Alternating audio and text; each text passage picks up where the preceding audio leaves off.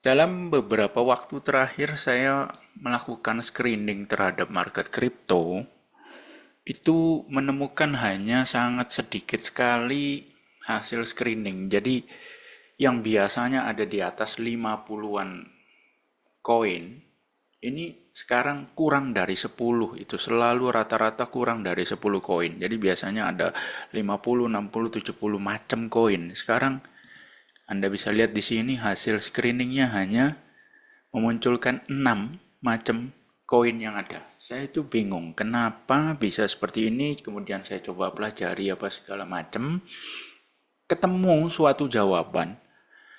Ketika saya sedang melakukan screening untuk saham-saham di Amerika Serikat, di US, ya, di mana saya melakukan screening itu untuk seluruh emiten dan ETF. Jadi di Amerika Serikat itu ETF itu sangat banyak sekali jenisnya, banyak sekali macam-macamnya. Bahkan mencapai kalau total ETF itu ada sekitar 4 ribuan macam ETF. Ya, mulai dari yang liquid sampai yang tidak liquid, mulai dari ETF saham saja, bahkan sampai ada ETF untuk Bitcoin. Ya, saya akan perlihatkan kepada Anda berapa banyak jenis ETF untuk Bitcoin saja. Jadi bukan kripto, melainkan Bitcoin saja. Ya, kenapa sampai mereka membuat ETF Bitcoin sebanyak ini? Jadi ada 1, 2, 3, 4, 5, 6, 7, 8, 9, 10, 11 ETF Bitcoin ya. Mulai dari Anda bisa lihat di sini bentuk grafiknya itu sama semua ya. Karena underlying asetnya adalah Bitcoin itu sendiri. Sehingga grafik ETF-nya sudah pasti akan sama semua, kurang lebih beda-beda tipis doang.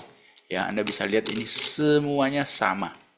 Ya, mulai dari yang liquid sampai dengan yang tidak liquid. Jadi tujuan dibuatnya ETF Bitcoin adalah agar para pelaku pasar dan juga khususnya para fund manager besar yang tadinya agak sulit untuk mengalokasikan portfolio investasi mereka ke exchanger Bitcoin seperti Coinbase, Binance, kan ibaratnya mereka harus mengeluarkan dana dari fund manager mereka untuk dibuka di exchanger. Sedangkan secara undang-undang fund manager, Bitcoin itu sendiri masih belum terlalu bisa dibilang sebagai apa ya, belum terlalu bisa dianggap sebagai suatu performance karena tingkat keamanan exchangernya masih quote on quote diragukan. Ya, seperti itu. Ambil contoh misalnya Anda-Anda semua kebanyakan mungkin exchangernya pakai exchanger luar. Jarang yang pakai exchanger dalam negeri, ya kan? Karena mungkin Anda menganggap, oh satu jumlah koinnya lebih banyak nih di exchanger luar. Itu satu. Kedua, cost transaksinya juga lebih murah kalau di exchanger luar. Jarang jarang hang, jarang nge-freeze, jarang ini kalau lagi rame akan gitu ya. Tapi kalau di luar negeri, itu kita bicara by the law, secara undang-undang, performance daripada fund manager ini itu dihitung dengan apa yang ada di dalam ranah bursa efek. Ya, pada saat itu kalau Anda mengeluarkan dana dari fund manager Anda, portfolio fund manager, terus dimasukkan ke exchanger, maka itu belum bisa dianggap sebagai suatu performance karena itu di luar dari SEC, artinya di luar daripada bursa efek yang ada di sana. Sehingga dibuatlah suatu produk yang namanya ETF. Jadi secara tidak langsung mereka membeli Bitcoin tanpa harus memindahkan uang portfolio mereka, memindahkannya ke exchanger. Jadi mereka membeli dalam suatu ekosistem yang sama dengan bursa sahamnya. Dalam hal ini produknya bernama ETF. Ya. Nah, sejak dibuatnya ETF Bitcoin ini, maka banyak sekali portfolio-portfolio para hedge fund itu mulai mengalokasikannya kepada uh, Bitcoin ETF. Sehingga terbentuklah begitu banyak ETF Bitcoin. Anda lihat di sini ada 4, 5, 6, 7, 8, 9, 10, 11. Ada 11 ETF Bitcoin. Sampai di sini tentu Anda akan mungkin berpikir ya tetap aja yang ramai kan di exchanger-exchanger itu.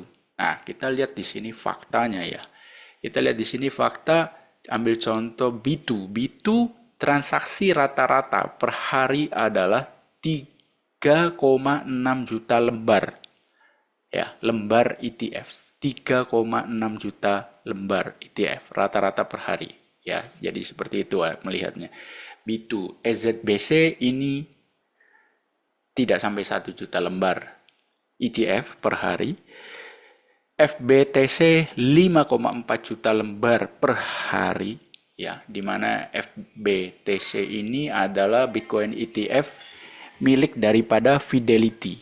Ya, Fidelity kalau Anda udah sering melihat aset-aset luar negeri, maka Fidelity mungkin tidak asing bagi Anda, ya. Salah satu firma yang dihormati, firma besar juga, ya. Jadi dia juga membuat Bitcoin ETF. Kemudian ada BRRR. Ini cuman kurang dari 1 juta lembar Bitcoin ETF per hari. BTCC juga kurang. HODL juga kurang. Ya. IBIT Anda lihat di sini per harinya rata-rata 52 juta lembar ETF per hari. Oke. Per hari ya. Kemudian ARKB 1,45 juta lembar per hari. BTCW kecil sekali ya, kurang dari 100.000 lembar. BITB hampir 2 juta lembar ETF per hari. Dan ini yang paling terkenal adalah Grayscale Bitcoin Trust atau GBTC. Ini per harinya 3,8 juta lembar ETF. Nah, GBTC ini adalah ETF Bitcoin yang paling tua, namun saat ini posisinya itu udah digeser oleh IBIT. Nah, siapa yang punya? Ya kan? Kalau pertama ini GBTC ini siapa yang punya? GBTC ini punyanya Grayscale, perusahaan pengelola aset kripto terkemuka di dunia. Punyanya Grayscale ya, jadi kayak Fidelity tadi ya, sama-sama firma investasi.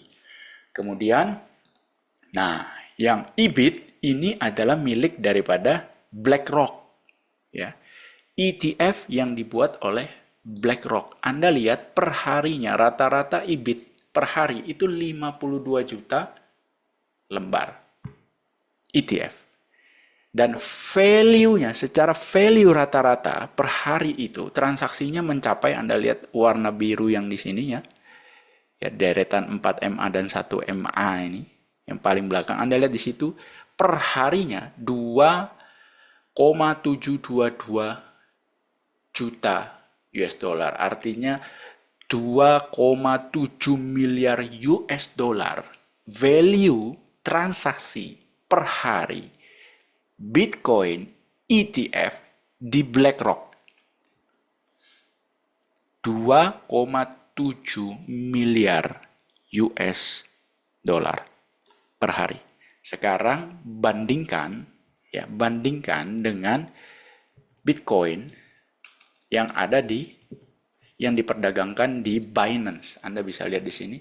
Di Binance itu rata-rata per hari perdagangannya adalah sekitar 365 koin Bitcoin per hari. Di mana value-nya mencapai 39 juta USDT atau US dollar lah, kita bisa bilang begitu.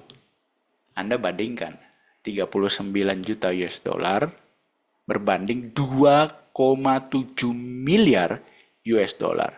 Besar mana transaksi yang terjadi di Binance versus di IBIT atau Bitcoin ETF yang dikeluarkan oleh BlackRock? Tentu jauh lebih besar transaksi yang terjadi di ETF-nya BlackRock.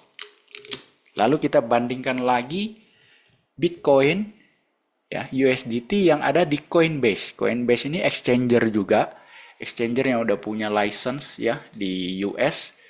Anda bisa lihat di situ per harinya Bitcoin yang diperdagangkan di Coinbase itu rata-rata 11.000 koin per hari.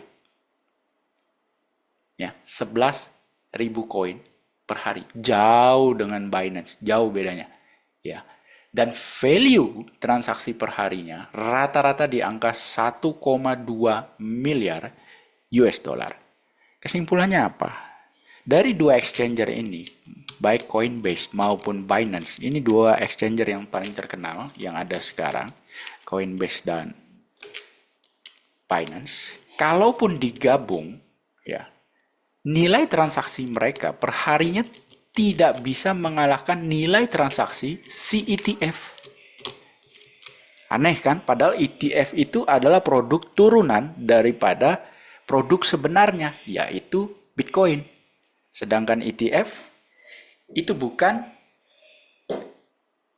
Bitcoin, itu adalah produk turunan daripada Bitcoin yang dibuat agar para fund manager yang tidak bisa mengalokasikan dananya ke exchanger koin, itu dia bisa memiliki Bitcoin melalui produk turunannya yang diakui oleh Bursa Efek Amerika Serikat, yaitu ETF. Transaksinya per hari Anda lihat mencapai 2,7 miliar US dollar. Jadi itulah mungkin salah satu alasan kenapa kok belakangan ini market coin ini volumenya kok sepi. Itu satu. Sehingga membuat screening saya sangat-sangat sedikit sekali memunculkan opsi-opsi yang layak untuk kita tradingkan. Ya, sangat minim sekali. Lalu mungkin juga karena alasan keamanan. Karena kalau misalnya kita mau beli EBIT, maka Anda harus punya account di salah satu broker saham yang ada di Amerika Serikat ataupun partnernya. Jadi contoh kalau misalnya Anda mau langsung beli saham di Amerika Serikat, saya kan pakainya brokernya Interactive Brokers. Ya. Tapi kalau Anda misalnya sulit untuk bisa buka account di Interactive Brokers, mungkin Anda bisa bukanya lewat misalnya contoh Peluang ya. Nah, tapi saya nggak tahu di Peluang itu ada EBIT atau tidak ya. Cuma kalau seandainya dia memang betul-betul bisa mentransaksikan saham US, maka harusnya EBIT pun ada karena ini value transaksinya per hari 2,7 miliar US dollar. Seperti itu. Dan kalau saya ditanya, saya pribadi lebih menyukai beli kripto ini, beli Bitcoin ini langsung lewat exchanger seperti di Binance ataupun di Coinbase, atau lewat sekuritas saham, broker saham yang ada di US. Kebetulan kan saya ada di Interactive Brokers. Jawabannya ya, karena menghormati asas efisiensi dan kemudahan dalam melakukan transaksi tanpa harus memiliki banyak account di banyak tempat, maka jawabannya saya lebih senang beli Bitcoin ETF daripada Bitcoinnya langsung. Karena saya tidak perlu ada saldo di Binance, tidak perlu ada saldo di Coinbase. Saldo saya cukup ada di Interactive Brokers. Saya bisa beli Bitcoin dalam bentuk ETF dalam satu account yang sama dengan saham yang saya miliki. Semudah itu, sesimpel itu. Tapi saya nggak tahu. Saya nggak ngerti pendapat teman-teman seperti apa, mana yang lebih praktis, beli langsung di Binance ataupun di Coinbase atau lewat broker saham seperti itu. Karena terus terang saya belum terlalu expert untuk bidang koin-koinan ini ya, ibaratnya bisa men-tracking transaksi ini itu apa segala macam. Ya lihat siapa buyer seller apa segala macam, belum. Saya masih newbie karena saya hanya mengandalkan chart ya. Saya hanya mengandalkan chart, momentum apa segala macam, tidak ambil pusing dengan hal-hal yang lain. Tapi ya saya ingin belajar juga dari teman-teman. Setelah teman-teman tahu bahwa ada ETF Bitcoin dengan skemanya yang seperti ini, dengan kemudahan yang seperti ini, menurut teman-teman lebih enak beli Bitcoinnya langsung lewat exchanger, atau oh ya ada pilihan baru nih. Berarti bisa dari broker saham US kita beli ETF-nya saja. Menurut teman-teman, mana yang lebih mudah? Pilihan yang pertama lewat exchanger atau lewat broker saham. Seperti itu. Saya ingin berguru juga nih kepada teman-teman yang sudah jauh lebih expert tentang perkoinan dan quote on quote uang palsu ini, ya. Mana yang lebih efisien, mana yang lebih aman, mana yang lebih secure, transaksi langsung di exchanger atau lewat sekuritas atau broker saham. Sampai jumpa di kolom diskusi ya. Saya menantikan komen-komen dari Anda. Saya juga ingin belajar dari Anda yang lebih expert. Sampai jumpa dan selamat menyerah. Semoga bermanfaat bagi Anda.